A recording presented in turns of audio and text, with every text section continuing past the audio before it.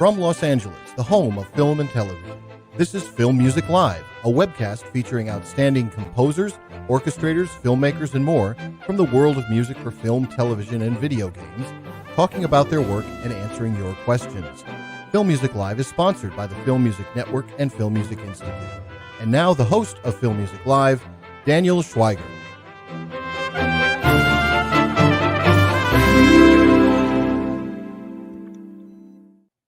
Hi everyone, I'm Daniel Schweiger, and welcome to Film Music Live, the show where you get to ask the questions to today's top composers. I'm happy to have you here.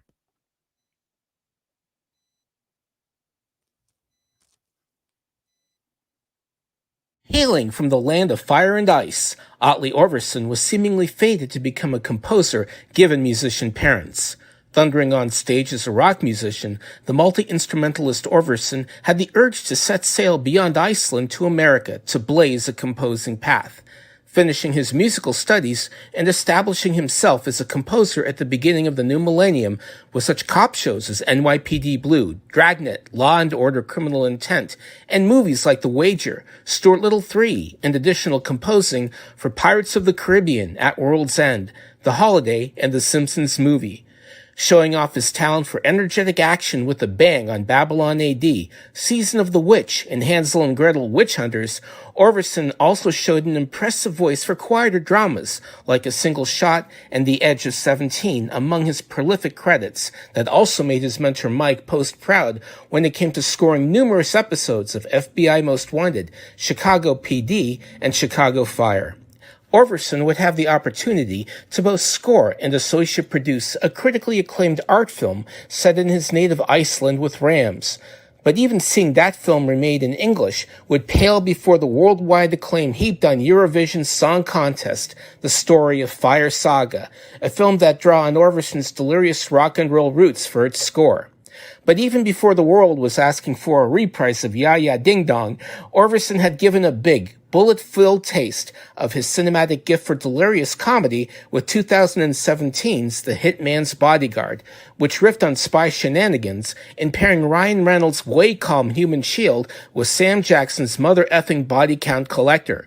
With ÖRVARSSON's energetic score no small reason for the first movie's success, it's no wonder that he's been pulled back in to bang out The Hitman'S Wife's Bodyguard, a delirious sequel that reteams him with director Patrick Hughes, alongside a score that segues from James Bond action to funky chases and genuine emotion in one of the composer's most wildly creative and fun scores yet, for an on-screen partnership that keeps on giving.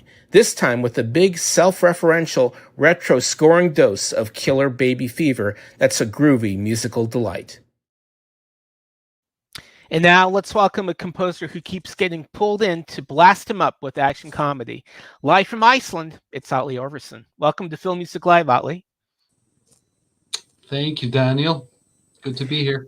It's great to have you. So, we're talking about a film that jets between a lot of exotic locations. So to get back to your past, how did you come from Iceland to Hollywood? Well, it was a kind of a long, steady march westwards. I went to college in Boston. I went to Berklee College of Music like so many of my peers. And after about 3 years there, I decided to do a master's degree in North Carolina.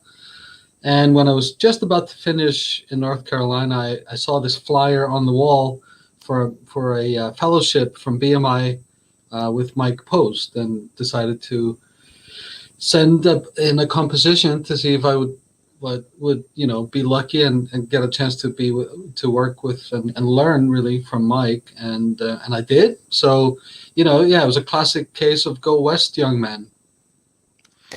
Now, what were your first experiences with Hollywood scoring like? Just amazingly thrilling, and I mean, it was just a dream come true, really. It's what I really just dreamed of doing, and I mean, it's one of those things where I suppose you have to be ready when you get the opportunity, but even just getting the chance to sort of get your foot in the door is a big deal, and it's the odds are against you. There's a lot of people who want to do it, so it's a combination of just immense gratitude and excitement, I suppose. Tell us about your skill set that you think made you so valuable to composers here. Well, I suppose part of it is that I'm able to. I mean, just my background is very varied. Anything from playing trumpet in the symphony orchestra to playing in rock and roll bands and big bands, and so I think that's been a really valuable sort of just kind of a big quaver, with a lot of arrows. And the other thing I think actually was quite helpful is as a young, basically a teenager, I got the chance to play in pit orchestras in theaters here in Iceland, and I think that was kind of the beginning of it all, just being exposed to music, being married to drama, and seeing how that all functioned. So I don't know, I suppose it's some sort of combination of all of this. Now, what's interesting, when you look at Patrick Hughes, who you've reteamed with for the Hitman's Wife's Bodyguard, he made an amazing Australian kind of revenge social conscious thriller called Red Hill, and it's almost like the Hitman's Bodyguard is almost kind of like the last movie you'd expect this director to make, but he certainly went in a far funnier direction. How did you first team up with him for the first film?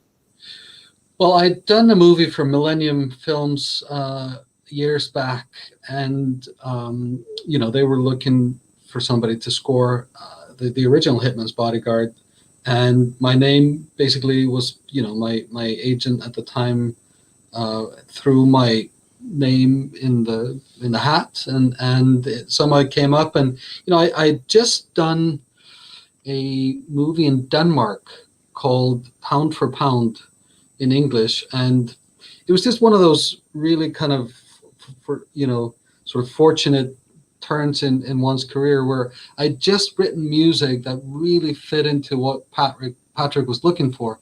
And I think basically what he told me is like, I don't want the typical kind of Hollywood action score. I want something that's more kind of organic, honest, and rootsy. And I think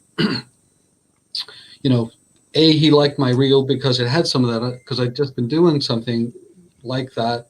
And B, I think maybe just having been in rock and roll bands in the past and playing all kinds of stuff, he came over just to hang out in my studio with a bottle of wine, and we just sat and talked and listened to blues records for about 3 hours. And, that kind of broke the ice. And I don't know. I think all, the relationship between a director and a composer is so much about trust, and it's so much about having similar aesthetics and similar ideas. So I think, he just found somebody he felt he could click with.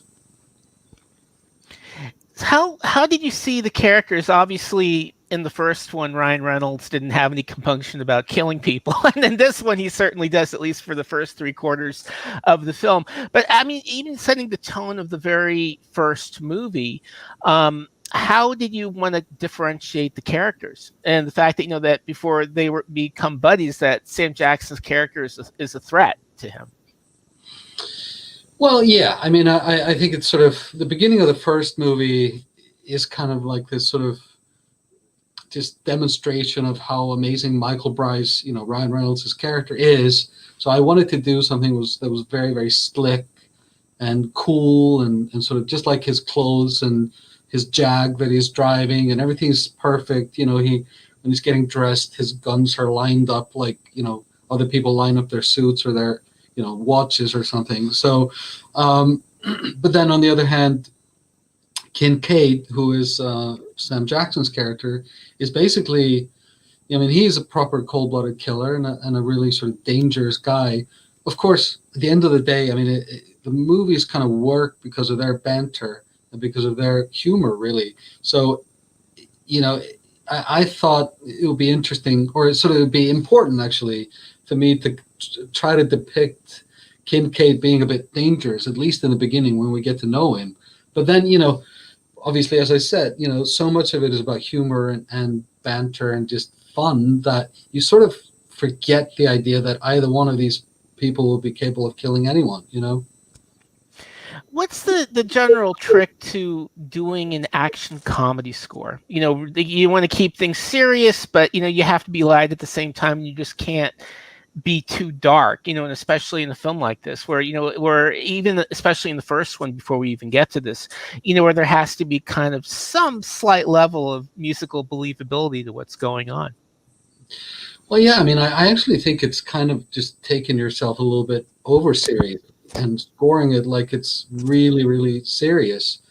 The action bits, because I mean, I think there is really no difference between scoring those action bits, whether it's an action comedy or just a pure action film. I think that the interesting part comes in where it's sort of, well, I suppose there is a bit of both. For example, in the new film, well, I don't want to give too much away, but there are times when you need to have an action, score going, but there's also kind of like this wink, wink sort of, vibe about it. And I don't know, I the way I went about it was just to try to get into the head of the characters. And for example, Michael Bryce has this sort of, he just wants to be awesome that I kind of like, in a way, my model for him was James Bond, at least the old James Bond before he got too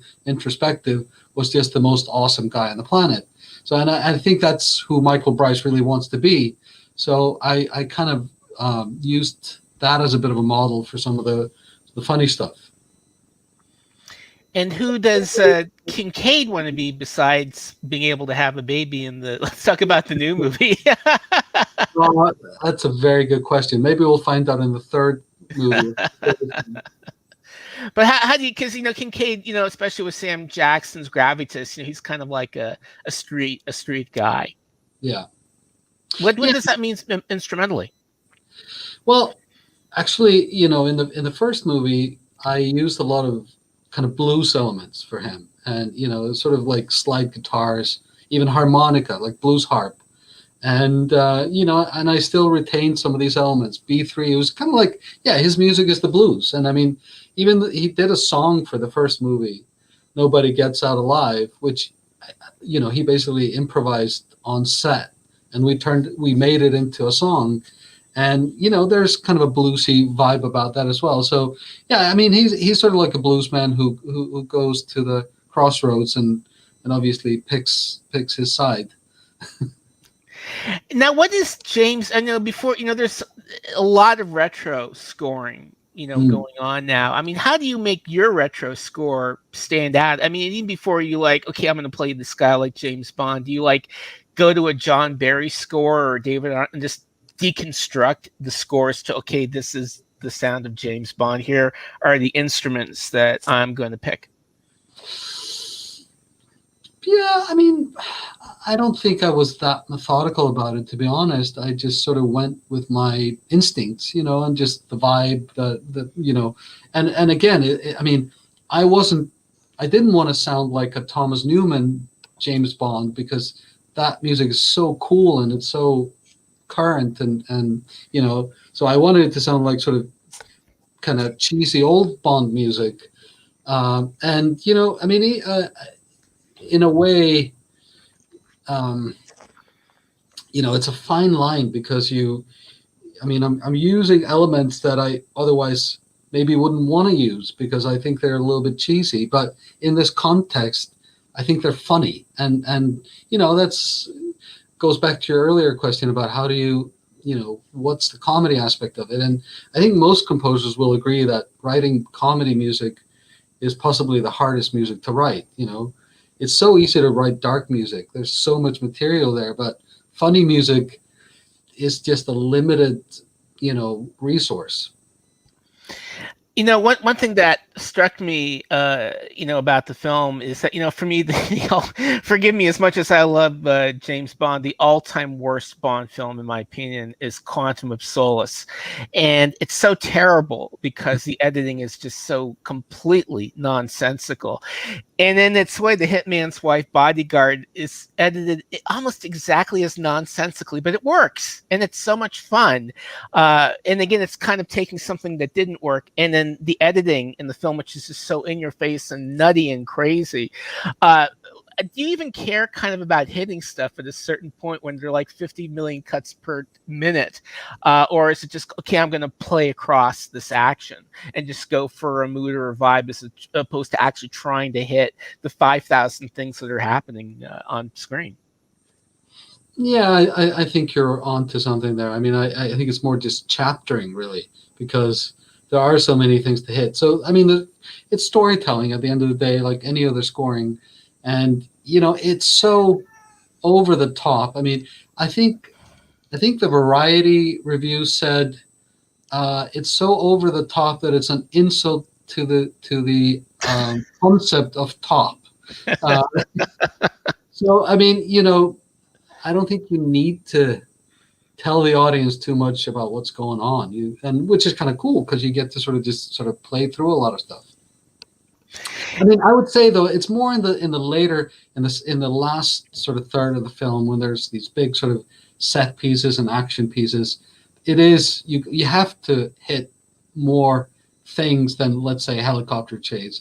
But yeah, in general, I really enjoyed scoring this film, partially because I was able to, keep phrases intact and be a bit more musical than sometimes you can be. One thing that really struck me also about the film is that I don't know if you've ever actually tried to watch a legitimate Hong Kong comedy, like just a full-on Hong Kong comedy, which are just so absolutely, like Jackie Chan kind of comes close, Right. Okay. but Yeah. they're just so utterly insane. And in its way, this movie comes closer to capturing the rhythms of just a completely in-your-face Hong Kong comedy. I mean, is there a trick, where the maybe like 5% of the dialogue in the movie is actually spoken at room volume, where most of it is people screaming at the camera. It's just this completely in-your-face nuttiness. How do you musically capture just that kind of boisterous quality?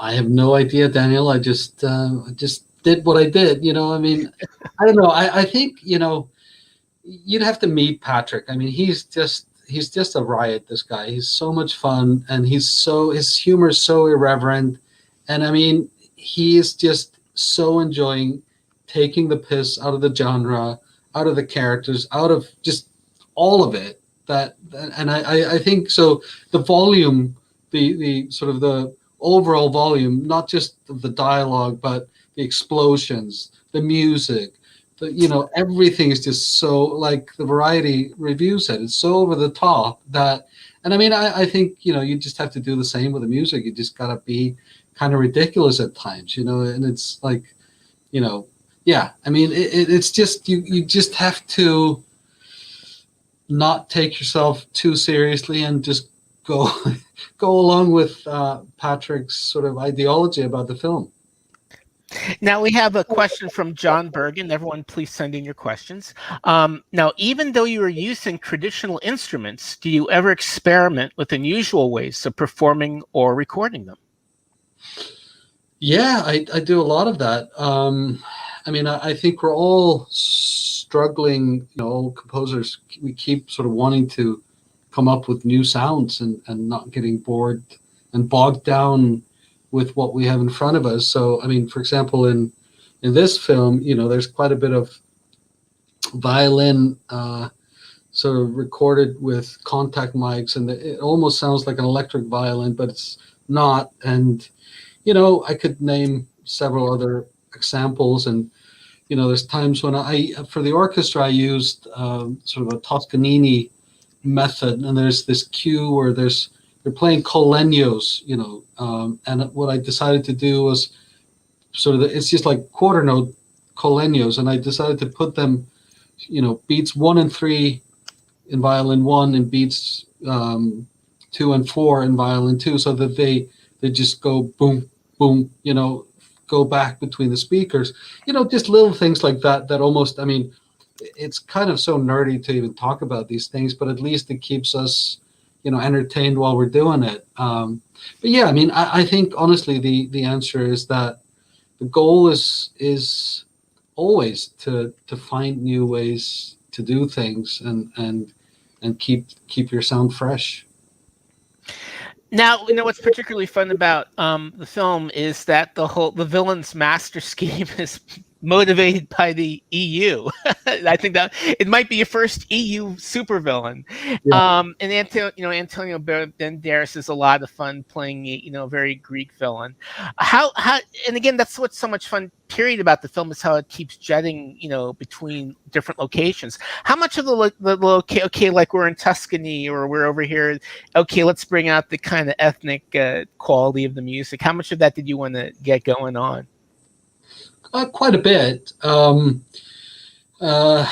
There's a tune in the film when Salma Hayek's character is talking about, sort of this romance that her and her husband are having, and without getting into too much detail, I just kind of wanted to sound like an old sort of Italian waltz or something, and so there's mandolins and accordion and those kinds of things in the background, and then for the Greek character there's obviously the mandatory bouzouki, and so yeah, there's certainly these sort of ethnic instrument hints here and there, and I mean, there's still the blues harp and the Hammond organ for the American badass. So I think there's probably more sort of, I don't know, ethnic or national hints than people would think on the surface. But it's actually really fun. We went. I was on vacation in Italy about a year and a half ago with my family, and when they were shooting the film, so we went on location in a town called Trieste, on the Italian Adriatic coast, right next to the Slovenian border, and we went to this big castle, which is supposed to be, Aristotle's lair, and so I don't know, it was kind of just really, really cool to get to actually go on one of the locations and then come back home and write the score, because those things really work. Just sort of being there and soaking it all in is not just an excuse to go to a posh Mediterranean city, but it was actually really useful. Now, sooner or later, the film has to simmer down, and you've got some, pretty clever, character betrayals and double crosses and revelations happening, essentially like in the last, quarter of the film. How did you want to actually get serious when the movie has to get as serious as it's going to get? No, I think again, it's that thing where there are times with comedy scoring where you just have to take things so seriously and just be dead serious about what you're doing, as if it were, a serious movie. And in a way, if you listen to, Elmer Bernstein's work from the late 70s, like, when he was scoring comedy at the time, he would just score these broad, crazy comedies incredibly seriously. If you just listen to the music, it's proper, really, really serious music. And I mean, that's kind of the way I've gone about it. It's just, as crazy as the whole thing is, you just have to believe the characters and be with them. And for them, this is really serious stuff. Now, in terms of comedy, I think, the sleeper that literally no one saw coming and just became a worldwide global sensation is Eurovision. And I honestly I didn't really have much of an idea about, I mean, just kind of like in the back of my head, because I admit that I like ABBA. Did you have any idea that this would become this thing when you scored it? And what was your approach to scoring this? Well, I grew up with Eurovision. I'm obviously born and raised in Iceland, and so when the opportunity came to score a movie about Icelandic characters, competing in Eurovision, I just couldn't say no, even though for my own health, I probably should have, because I was so backed up with projects at the time. But I was just like, yep, I'm going to do it. No question. And did I think it was going to become a thing?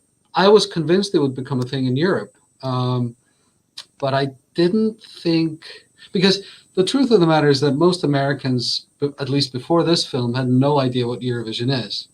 And so, no, I wasn't sure what was going to happen in the States. And I'm still not sure what did happen in the States, because it's so hard to gauge how Netflix, really works. I mean, how many people actually saw it. And, but, I don't know. I just thought that,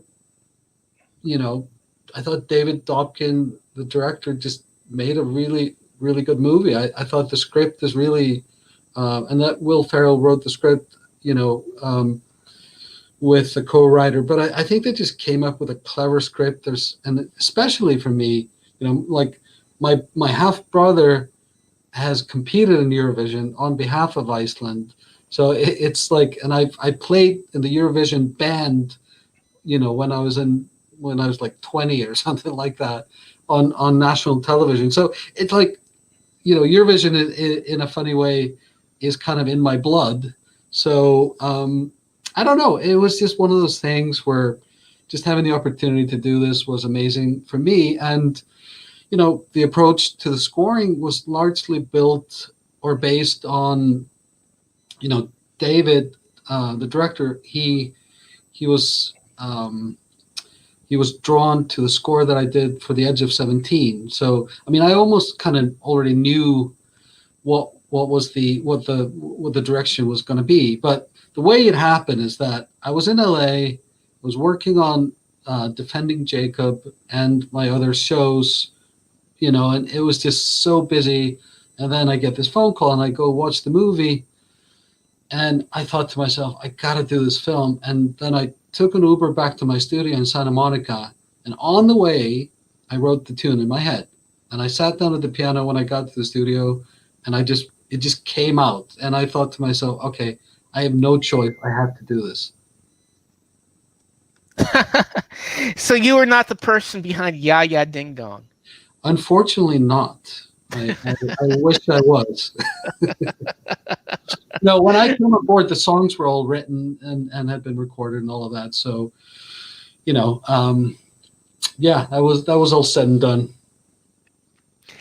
And it's kind of like when you listen to the score of Eurovision, it's almost kind of like halfway between that Elmer Bernstein seriousness that you're talking about, but just this total acknowledgement of the zaniness, that's going on. In a way, the movie kind of reminded me of Dodgeball, where people are taking this ridiculous, at least to some people, tournament, as it were, but the music is kind of like half in the joke and half out of the joke. But the funny thing is, so Eurovision just happened about a month ago or something like that. And I decided, okay, I haven't watched Eurovision since I was a kid. I'm going to sit down with my kids and my wife and watch Eurovision. And the amazing thing is that it's very hard to tell the difference between the movie and the actual Eurovision Song Contest. It is so over the top and it's so insane that I can understand why Will Ferrell, the first time he watched Eurovision with his Swedish wife and her family, just went, oh my God, this is a treasure trove. I got to do this. Now we have a question from a Facebook user, and he would like to know, who would you love to collaborate with in the future, be it a director or a composer? Well, oh my God, where to begin? Sam Mendes, Denis Villeneuve, there's so many amazing directors out there I'd love to work with. And I'm extremely lucky to work with some amazing directors already. And I hope to, for example, David, who did Eurovision, Patrick Hughes, Morton Tildum, who I did, Defending Jacob with, and and God forbid that I forget anyone, because then I won't work with them again. But I mean, you know, the director composer relationship is, you know, when you're a director, you're basically working for years to get this baby out into the world, and before the baby can get it going out into the world, it needs this sort of musical dimension. And you know, that is such a frightening thing, I think, for a director, because the music can it just adds so much. And it's like the sort of, for a lot of directors, it's kind of like this voodoo aspect of making the film that they don't have much control over. And so, I mean, you know, you just hope to build trust, and you hope to like have sort of actually real relationships with these people, because, you know, as I said, it's like, you know, it's our life's work, and it's also just the effort and the energy that goes into making a movie for a director is so insane that you know, it's all about trust, and you want to just find those people that you click with, and work with them and make the best art you can make. Now, when you were getting started out, actually, you had a really quite great run of doing historical scores. You know, you did The Eagle, which I think is a really pretty great, very underrated adventure film. You know, set as the Romans were vanishing from England. You have Season of the Witch with Nicolas Cage as a knight pursuing an ugly hag, and then you you know, obviously do Hansel and Gretel Witch Hunters. This absolutely totally insane, seditious fairy tale that just totally takes what we thought we knew and goes ballistic with it. What was it? What do you think it was about your music that made you so ideal for doing these kind of dark age movies as they were? Well, yeah, there was a time when every movie made in Hollywood that had the word witch in the title would come to me. And I'm sort of happy that those days are over, to be honest. Well, no, I think it's just one of those things. You do one, and it's somewhat successful, and that sort of, you know, when people are temping their movies, they look for, you know, music that could work, you know, for their film, and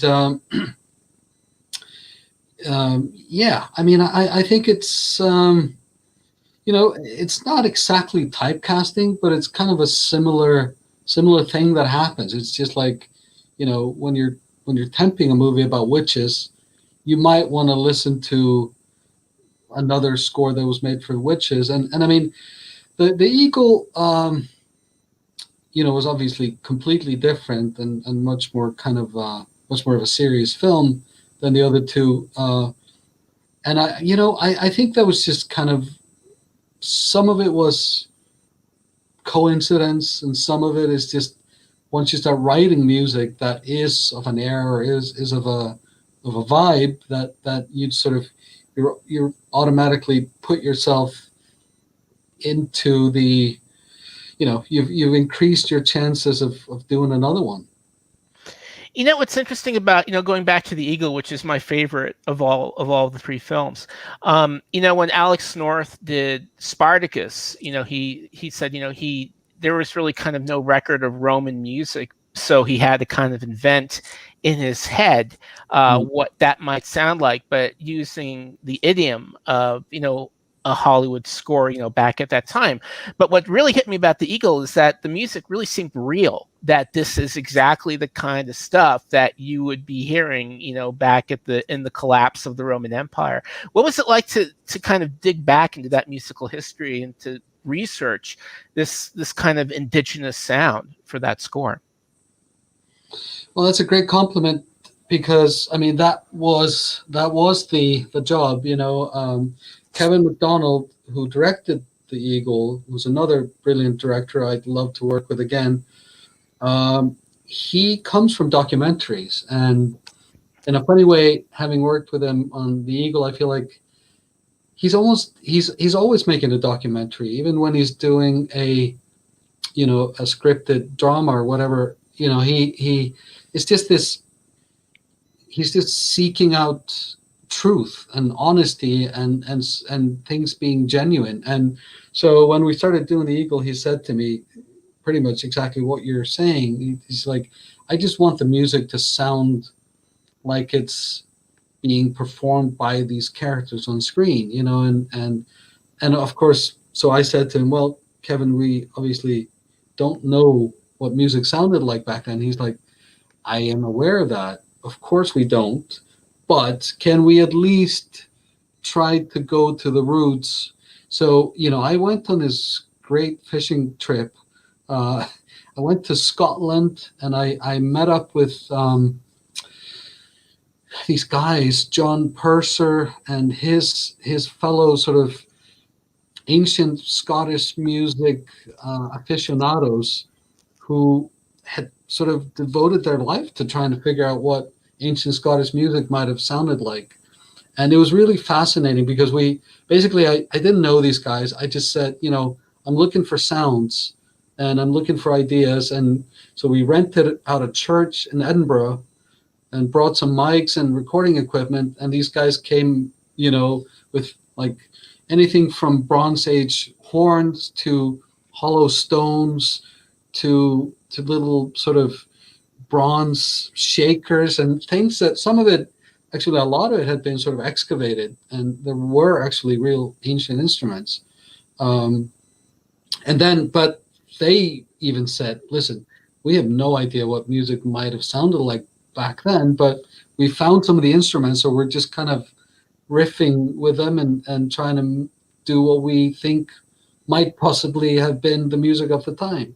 And but you know, there's something about actually going there with these guys, you know, playing instruments that they've found in you know, in archaeological digs in Scotland, that just gives it that sort of patina and that sort of I don't know, that element of truth. So, and then we did a similar thing in Ireland, and you know, I worked with these two Irish musicians, Owen and Flary Neff, who became a huge part of the sound of that score, and are dear friends of mine to this day. And it was, honestly, it was, you know, probably one of the most fun I've ever had on a film score, because it was that sort of, it was a musical archaeological dig. And, you know, usually as a composer, you sit down, you put your composer hat on, write the theme, and then have other people play your theme. But in this case, it was more like kind of going out to get ideas and get sounds and get, you know, something genuinely off the place, and then bring it all back to Los Angeles on a hard drive and start kind of making this collage of these elements. Yeah, it's certainly really one of my favorites. And after these epic scores, you kind of go much more intimate, you know, with a very good, you know, you know, Single Shot, Sam Rockwell, you know, Thriller. And you also do The Edge of 17, a really lovely kind of rock-based score. Well, it's like it's kind of reversing dramatic course, and again doing very emotional, very small scale works, but very, very different from what you had done before. Well, to be honest, I always thought that kind of scoring was more me, if you will, and it's simply based on the kinds of movies that I enjoy watching in my spare time, and like, so I don't know, I always saw those just as real sort of opportunities to kind of do more music about sort of the human condition in its, you know, in its sort of purest form, rather than big action movies and those kinds of things. Don't get me wrong, I love doing those, but there was this sort of maybe unfulfilled side of me that I really wanted to do. And so, I mean, A Single Shot is a really, really dark movie about this guy who basically just finds himself in massive trouble and just keeps making the wrong decisions. And those things don't end well. And, you know, another wonderful director, David Rosenthal, who I've worked with a few times since and is a dear friend, this was the first time we got to work together. And David has a really deep knowledge of music and actually introduced me to a lot of sort of modernist 20th century composition that I'd never heard before. And so he was a big part of shaping the kind of a score that I wrote for that, which was very sort of aleatoric and you know, as opposed to going in and finding you know, string effects libraries, I wrote the effects and had a really bizarre ensemble to work with, and so it was you know, another real sort of experiment. And I remember the night before we scored in London, I looked at the orchestra manager and my engineer, and we just looked at each other and we were like, well, it might work, it might not. You know, we were just sort of, this could be the greatest thing ever or a complete disaster. And but you know, I'm really proud of that score. I really enjoyed making it, and I when I listen to it now, I just feel like it was kind of a bit of ahead of its time with sort of the atonal elements that I was using back then. And then, yeah, like Edge of 17 was a completely different kettle of fish. Again, I think that the sort of broad background that I have was really, really helpful. And also, you know, in that category would be Rams, which is Iceland's most decorated film of all times. And, you know, that score was basically, I took my father's accordion to, again, to a church, but this time in the valley where the movie was shot, and just kind of improvised on the accordion, and that became that score. So yeah, I mean, it's you know, you'd love a couple of those together into one thing, and musically they couldn't be more different. But for me, it was just, I really, really wanted to kind of explore that side of myself and explore that side of myself as a composer. And you know, I wanted to talk about Rams next, and I think you might have, you know, the distinguishment of being one of the very few film composers who produced the actual movie and was a hands-on producer, just like, hey, no, here's my name, use it. You actually produced the film, and it's something not many composers can say they've done. And in fact, they remade the film with Sam Neill. Yeah. The English language remake of it. But what was that whole experience like of literally being a producer, just throwing away that composer cap and I've got to produce a movie? Well, you know, Icelandic filmmaking is quite different from Hollywood filmmaking. There's obviously the budgets are way smaller, and it's a very intimate kind of almost a familial vibe to making this film. And you know, the main producer of the film is a very, very dear friend of mine. And so when he brought me on, a part of it was sort of like, you know, I mean, I didn't really do that much as a producer on the film, to be honest, but you know, I was able to help with a few things, including, you know, the funny thing about the film is that, you know, the first shot of the in the movie is a farmhouse, and it's the farmhouse where my grandfather was a farmer, and my mother was literally born in that house. And so, you know, in that sense, I was kind of able to help with some connections in the valley of my ancestors, and maybe a little bit with some, you know, just connections with promoting the film, and you know, obviously producing the music and helping a bit with the sound mix and things like that.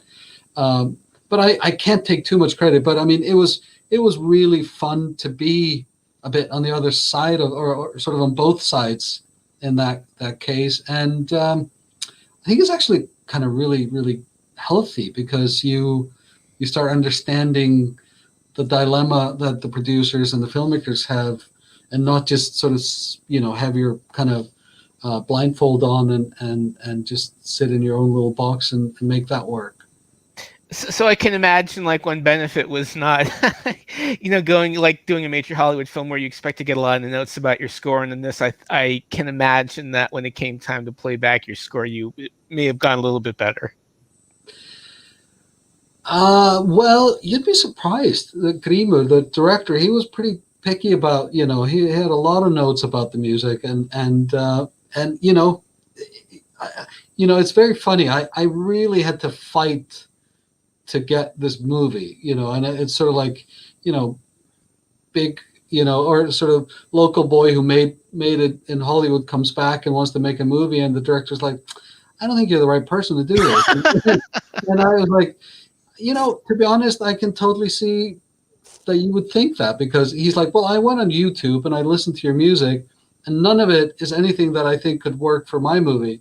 And I was like, you know what? You have a really, really good point there. But and then I wrote this long email about my relationship with the Valley and my family background in music and family background in sheep farming, and I was able to convince him that I might be able to pull this off. Well, next time, put that in the contract. The next thing that you produce, that you're going to be doing it. And I'll say this, Daniel. I got fewer music notes on the Hitman's Wife's Bodyguard than I got on Rams. Now, on the note of really quite lovely intimate work, you've actually done a really quite beautiful concept album called "You Are Here." Mm-hmm. Tell us about that. Well, again, one of those sort of unfulfilled parts of yourself. I'd never really done kind of a solo album of my own work. I'd been in rock and roll bands and done a bunch of albums there and written songs, and obviously done music for 50 plus films and thousands of TV episodes. But the interesting thing about that is that in art, the most difficult thing to figure out is why you're creating art. What are you saying? What's the point? What do you have to say? And so when you do film music, that has already been answered for you. So this is the story, this is the movie, now make music about this. So for the longest time, I sort of had this idea in the back of my head that I really wanted to make something more personal, and in a way I think it was a kind of a journey of self-discovery about, like, who am I as a composer, and what do I enjoy. And I, the funny thing too is when I moved back home to Iceland, or started spending more time here, because I'm still going back and forth, obviously, when you talk to other musicians, they'd say, so play me your latest song, or play me what you've been up to. And in a way you sort of go like, well, I mean, even though I'm proud of my film music, it's still not really my music in the deepest sense of it. And so you sort of, there's kind of this, I don't know, imposter feeling that you start getting with these guys who just make music for music's sake. But anyway, a lot of things came together, and the first piece that I wrote for this album, I was actually writing a score for a movie called How It Ends, which David Rosenthal directed, and who also did a single shot.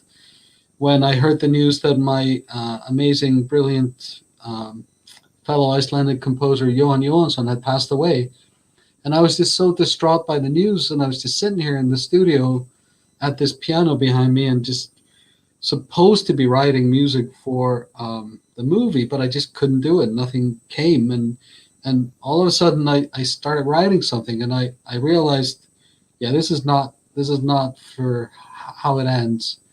And I realized it was for Jóhann. So the first song that I, as I said, did for the album is called Flying, and it's it's just these birds were flying in front of the window, and they were the inspiration for writing a piece for Jóhann. And so, I mean, I don't know, a lot of things came together. That was kind of a motivation. Coming back home was a motivation. Being back in my hometown, which I spent the first 20 years of my life in this little town in the north of Iceland, trying to forge a plan to get the hell out of here. And now I was back, and and sort of physically being back in a place that you wanted to get away from brings all kinds of introspection and feelings, and so all of these elements just kind of came together. And then I started working with this local orchestra called Sinfonia Nord, and recording with them, and they came into the project playing on these pieces. So, and then on top of that, I started working, or formed a little music company with my partner Colm O'Herlihy, and he really pushed me to just keep writing this music, just get it out there. And so long story short, this album just sort of started to form, and the idea behind it started to form, and this feeling of just being back home, and sort of you are here, and just like wherever you are, we tend to be thinking about the past and the future as opposed to just being present in our in the now. So yeah, I know this is becoming a really convoluted answer to a simple question, but but that's sort of a small part of what happened. And what's amazing, when you hear Hitman's Wife's Bodyguard, that was recorded in Iceland. I thought it would have been done at like Sony Studios with like a full-on orchestra, but they sound terrific in it.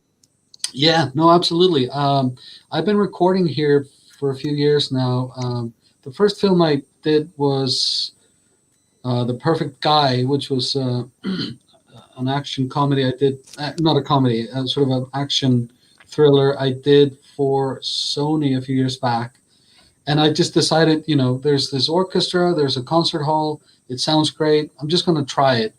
And slowly since then, we've built up a really nice recording facility, and I've recorded several scores. And then, I was recording the score for Eurovision for Netflix, and I told them I was going to record it in Iceland, and they were like, well, that's kind of perfect because the movie is about Icelanders, and I was able to obviously demonstrate to them, listen, I did these scores there and they sound good. And then what happened is that during the beginning of the pandemic, when things were starting to close down and shut down around the world, Akureyri in the north of Iceland for some time was like the only place where you could get more than one player into a studio to record. So we were able to do 20, even 50 people at a time, depending on how things were going with the pandemic. But this led to Netflix actually coming out to do several scores here. The Dig was one of them, The Old Guard, and a few others that have been recorded in Iceland lately in my hometown. So it's kind of one of those unlikely stories where just a crazy idea becomes kind of where the ball starts rolling, and it becomes something of significance. So essentially, you are Will Ferrell. I wish. You're the character. Now, if I could be, Ron Burgundy playing jazz flute, I'd be all set. Now, it appears we're really seeing a light at the end of the tunnel. Music acts are coming back, and Kathy would love to know, are you planning on touring or playing your magical scores here someday soon? Well, I'm certainly planning on playing some of my original music from the album we talked about and my upcoming album, which I'm working on. I don't know about the score parts of it. There hasn't been any talk yet of a Hitman's Wife's Bodyguard musical tour or anything like that. So, but I would love it, and I've actually done that here in Iceland. I've conducted an evening of my film music with the orchestra here, and it was an absolute blast. So, if there's an opportunity to do it, I would jump on it. Now, last weekend, the Hitman's Wife's Bodyguard, I loved it. The audience I was with loved it. Number one, and this really seems to be representing, in terms of America, the turning of the theatrical corner, that people are going back to the movie theaters. What does it feel like to historically be part of that with this movie?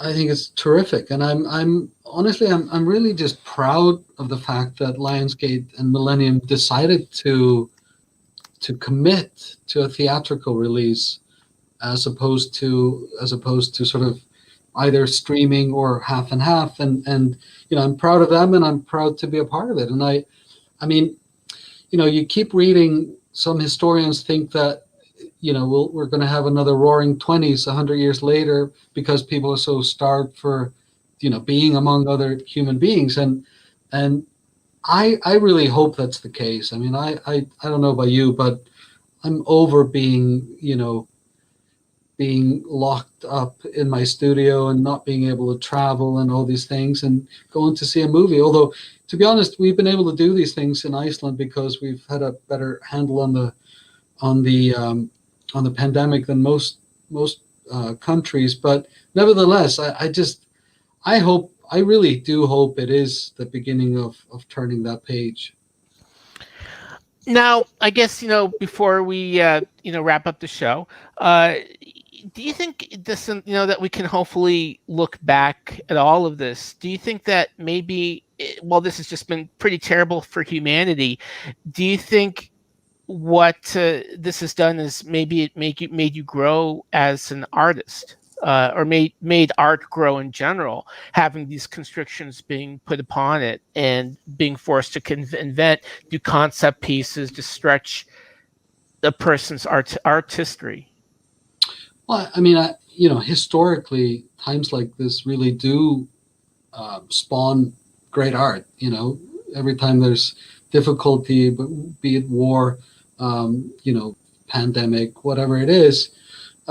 So, I tend to believe that it is something, something good will come out of it. And I mean, if nothing else, I think it was kind of a healthy thing for a lot of us to have to just kind of slow down a bit and be with ourselves. And I mean, just kind of reflect a little bit more than we've been doing. Of course, I think we're going to jump right back into the same exact behavior and jet set around the world and just kind of keep running. But who knows? I mean, I know for myself, I think it did make me look differently at things, and it certainly made me just value my time and really be more, I guess, selective about what I want to do in the future, because you never know what's around the corner. And that leads to our final audience question from John: is what are you looking forward to next? So many things. I'm looking forward to traveling around Iceland with my family for a couple of weeks and just get in the car and look at some natural beauty and hang out. But artistically, I'm really looking forward to finishing the next album that I'm working on. And, this upcoming TV season, I'm going to have 6 shows on the air, 3 FBIs and 3 Chicagos. And, there's other things in the pipeline. So, there's just so much to look forward to. And I'm just counting my blessings, really. Well, ATLI, I want to thank you so much for joining us at Film Music Live. I want you all to watch The Hitman's Wife's Bodyguard. It's in theaters with ATLI's score available on Milan Records, along with the first Hitman soundtrack. A big thanks to our show producer today, Kathy Ng, Dale Turner, Mark Northam, and Jamie Bertel, and Mark Banning. I'll see you all on our next episode of Film Music Live. Thanks, ATLI. Thank you, Daniel.